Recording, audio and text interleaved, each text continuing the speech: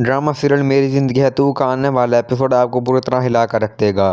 क्योंकि आने वाले एपिसोड में वो आपको दिखाया जाएगा कि कैसे आखिरकार कामयार ने आयरा को डिवोर्स दे ही दिया और फ़रीहा की चाल काम कर गई।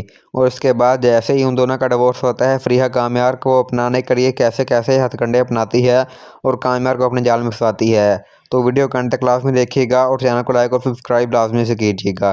तो चलिए शुरू करते हैं। तो ड्रामा सीरियल मेरी ज़िंदगी है तू के आने वाले एपिसोड में आपको दिखाया जाएगा कि आयरा और कामयार के रिश्ते के बारे में सब घर वालों को पता चल ही जाता है कि वो आपस में अब कैसे रहते हैं और कभी भी एक दूसरे को पसंद नहीं करते।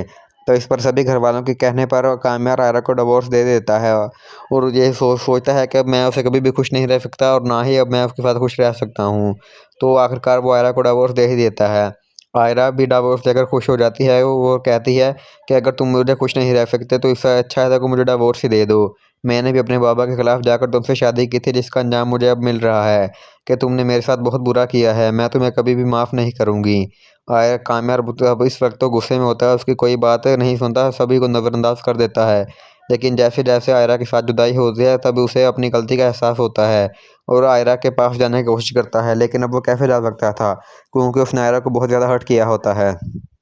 आयरा भी अब थोड़ी गुस्से में होती है और उसे सुधरने के लिए कहती है और उसे कहती है, वो हुक्म देती है कि अगर तुम पूरी तरह सुधर जाओगे तो फिर मैं तुम्हारे पास लौट आऊँगी। और अब कामयार अपने आप को सुधारने की पूरी कोशिश करता है।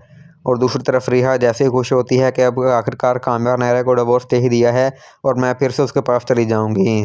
तो ऐसे वैसे ही सारी फ़रीहा की चाल का नाकाम हो जाती है और कामयार कभी भी उसका नहीं हो सकता, जिसकी जलन बहुत ज़्यादा फ़रीहा को होती है।